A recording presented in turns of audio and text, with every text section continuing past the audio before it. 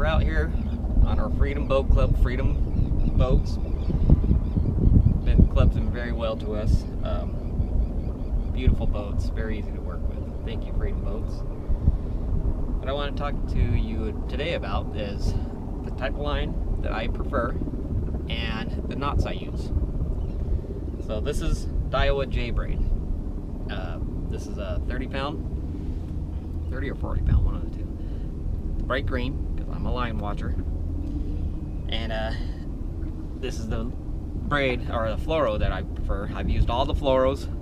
This happens to be the cheapest and the best for, you know, abrasion resistance. The fluoro obviously works really well. And so that Trilene Gold label is hard to beat. So this is called an RP knot, or Royal Polaris knot. You can look it up on YouTube. I used the uni to uni probably for the last 8 years. I've been fishing braid for quite a while now. Just this year, one of my good buddies, Al, hooked me up or told me about this RP knot. You know, I'm one of those guys. If it works, I don't change. But the RP knot, he said it is a smoother knot, and he trusts it.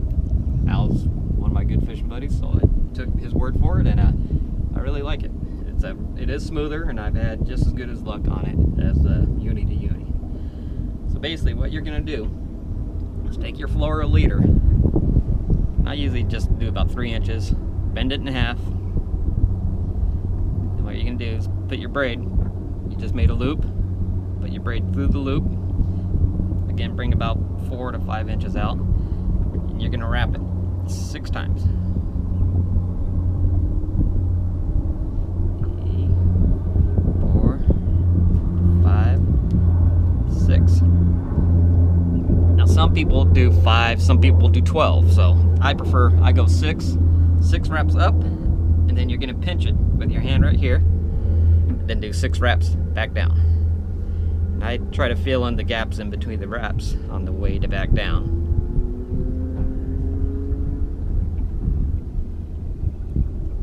And then what you're gonna do, the last thing you do, so you came in the loop, now you go back out the loop. There, so in the loop, 6 wraps up, 6 wraps back down, back out the loop. Then you snug it just a little bit. Then right there, I wet it. Then you're gonna take it all the way. Tighten it down, and what I like to do with my fingers is just pull it down that way, pull it down that way. There's the knot. And you can trim this almost all the way to the knot. I usually just leave a little tag, barely hanging off. Obviously trim your braid. I like to leave just a little tag right there. And then for leader length, so what I would do, reel that knot up right here. Okay, I put it right in the middle between my reel and my first guide. That's where you want your knot when you cast.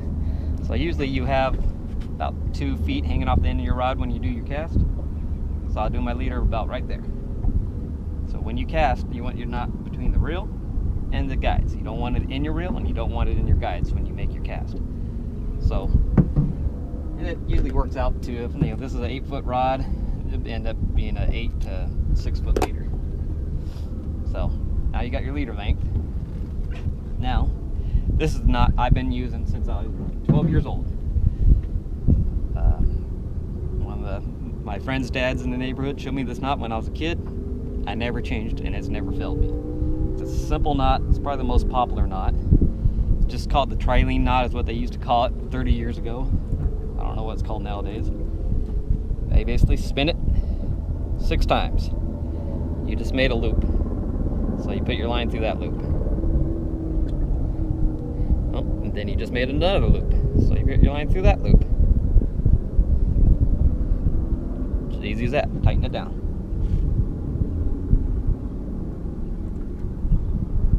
And I've gotten everything on this knot. Absolutely everything. And it's never failed me. simple, very dependable. There it is. Now we're ready to roll. Got my Chovy 5/8 jig on there.